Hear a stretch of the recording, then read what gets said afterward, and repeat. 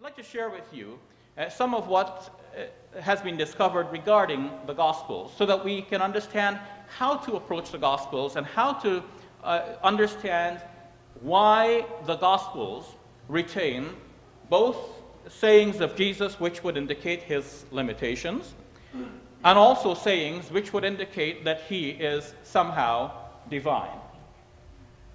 Let me then go to my slides.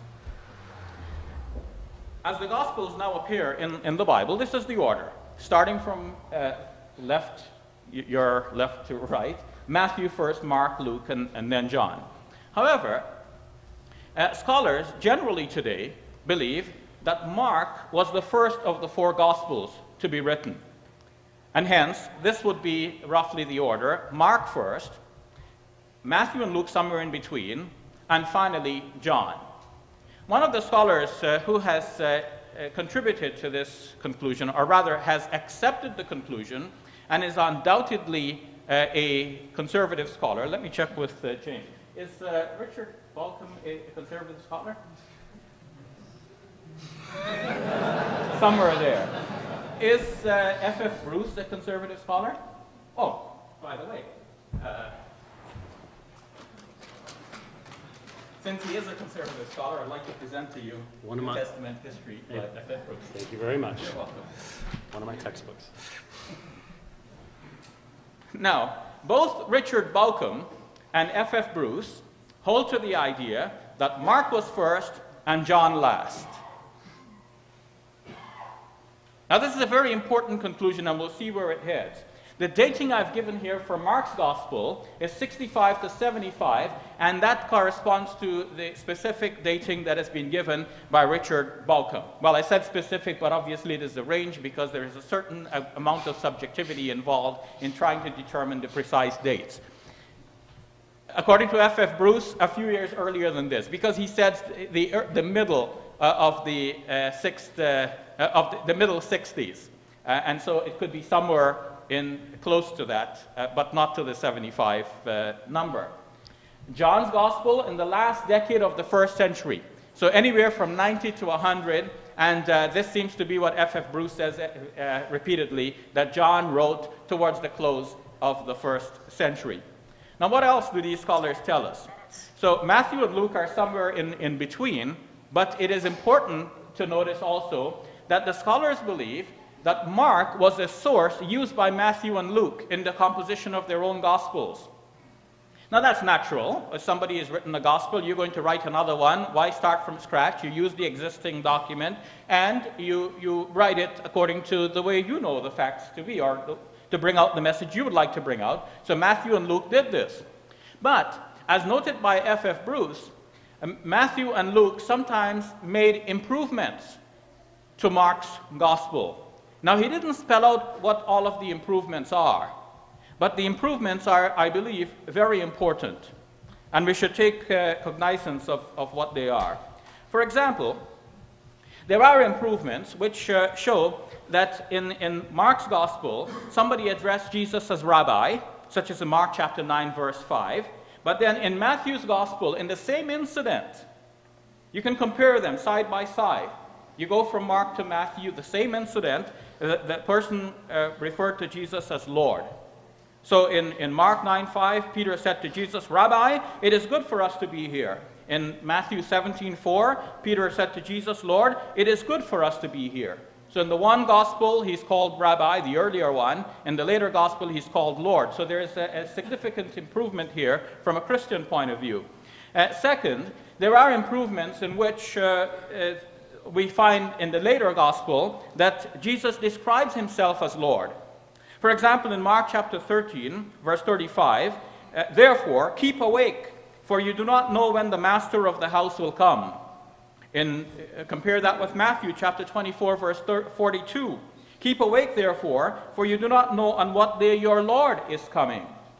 When I mentioned this in Seattle a few years ago, James took issue regarding this. Actually, I hadn't mentioned it in Seattle. I mentioned it elsewhere, then James took issue with it during our Seattle debate. And following that, I wrote a rejoinder reaffirming that this difference actually does exist. Third, there are improvements in which the later gospel calls Jesus the Son of God. For example, Mark chapter 8, verse 29, Peter answered him, "You are the Messiah." But compare that with Matthew chapter 16, verse 16. Simon Peter answered, "You are the Messiah, Son of the living God." So the later gospel has inserted here, "Son of the living God," in Peter's speech, as it is admitted by many scholars who have worked on this. 4, there are improvements in which the later gospel suddenly calls God Father, or has Jesus call God Father. Mark chapter 3, verse 31, "Whoever does the will of God is my brother and sister and mother." Matthew chapter 12, verse 46 improves that by saying that Jesus said, "For whoever does the will of my Father in heaven is my brother and sister and mother." So it was God in the earlier gospel, was Father in the later gospel. 5, there are improvements so as to have people pray to Jesus. For example, when a storm broke out, Jesus was asleep in the stern, and the disciples came up to Jesus and awoke him, according to Mark's gospel, Mark chapter 4, verse 38, and they said to him, "Teacher, do you not care that we are perishing?" What did they call Jesus? Teacher. Again, "Teacher, do you not care that we are perishing?" In Matthew chapter 8, verse 25, same incident, they approached Jesus and they said, "Lord, save us, we are perishing." What did they call him this time? Lord. It's the same incident, just the later gospel. The situation has been changed, or the wording has been changed. Then there are improvements to reduce Jesus' emphasis on one God. In Mark chapter 12, verse 29, Jesus was asked, "What is the first and the greatest commandment?" And this is what he said. "The first is, Hear, O Israel, the Lord our God, the Lord is one. You shall love the Lord your God with all your heart and with all your soul and with all your mind and with all your strength." So he repeated basically what is known as the Shema Israel, which pious Jews will repeat twice a day, reminding themselves that there is only one God, Yahweh, as to use the name that James already used here tonight, or Jehovah, to use another spelling of the same name. Whether that is right or not, that's a different question, but it's popular. Some say Jehovah, some say Yahweh. According to Deuteronomy chapter 6, verse 4, "Hear, O Israel, the Lord your God, the Lord is one." The name there that is translated as the Lord is Yahweh, or Jehovah. So it really sounds in the New Jerusalem Bible, "Hear, O Israel, Yahweh, your Lord, is one Yahweh. Jehovah, your Lord, is one Jehovah." In fact, in Deuteronomy, it also says, "Besides him, there is no other." Jesus is repeating the same as the first commandment in Mark's gospel. But then the same story is told in Matthew's gospel. What has happened to the first commandment is just not mentioned. In Matthew chapter 22, verse 37 and 38, Jesus just simply said the part about loving your Lord with all your heart and all your soul and with all your mind. And he said, "This is the greatest and the first commandment." But that's not true. That is not the first commandment. The first commandment is, as it was mentioned in Mark, the earlier of these two gospels. Finally, or last but one, there are improvements to reduce the distinction which Jesus made between himself and God. For example, in Mark 10:18, a man had come up to Jesus and called him "Good teacher." And Jesus then replied, "Why do you call me good? No one is good but God alone." But in Matthew 19:17, the same incident is there, and the man approached Jesus and asked him, what good deed must I do? I have to start over. See, in Mark's gospel, the man comes up to Jesus and says, "Good teacher." But in Matthew's gospel, the man comes up to Jesus and says, "Teacher, what good 3 deed?" minutes. So, whereas in Mark's gospel, he calls Jesus good, so then Jesus replies, "Why do you call me good?" In Matthew's gospel, he only asks about what is good, and so Jesus says, "Why do you ask me about what is good?" So Jesus does not repudiate the title in Matthew's gospel. According to James Dunn, Matthew here has modified not only the response, but in order to get the modified response, he also modified the man's question. Finally, there are improvements to cover the human limitations of Jesus. For example, in Mark's Gospel, chapter 11, verses 12 to 14, Jesus approached a fig tree thinking that he would find fruit on it, but when he did not find any fruit on it, he cursed the fig tree. Why didn't he find any fruit on it? Mark is very clear. Because it was not the season for figs. But then in Matthew's Gospel, chapter 21, verse 18, the situation is changed.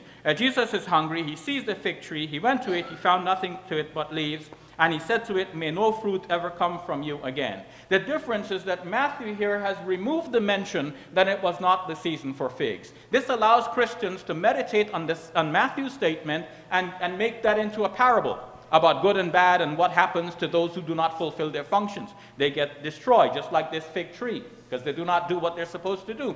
But as Mark's Gospel makes it plain, the reason there were no figs is because it was not the season for figs, and therefore it appears that Jesus here has made a mistake, and which is natural for a human being. Muslims would not have any difficulty accepting that such an error could occur.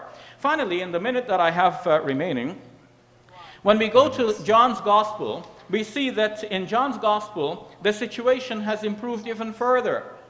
Now, we go apart from these three Gospels to John's Gospel, and we notice that now Jesus, suddenly, the whole thing is rewritten. So whereas, in fact, in Mark's Gospel, you will find, for example, that Jesus is praying in the Garden of Gethsemane, indicating that he has a will different from that of the Father, but nevertheless he submits his will. In John's Gospel, we're told that Jesus wouldn't pray like that. In John 13, when Jesus enters Jerusalem, or when he approaches Jerusalem, he says, "Now my soul is troubled, and what shall I say? Father, save me from this hour? No, it is for this very reason that I came to this hour." So this is a very different presentation in John's Gospel. John doesn't have the Garden of Gethsemane prayer in which Jesus says, "Save me from this hour." In John, Jesus wouldn't pray like that. In the other Gospels, Judas Iscariot is necessary for surrendering Jesus to the authorities. But in John's Gospel, John has Jesus handing himself over to the authorities. They do not dare arrest him, just his voice blows them over. Right from the very beginning in the Gospel according to John, John the Baptist declares that Jesus is the Lamb of God who takes away the sin of the world. So we have here a developing Christology over time. Why did the early Christians think that Jesus is God? It's because largely John's Gospel and this development over time. Thank you very much.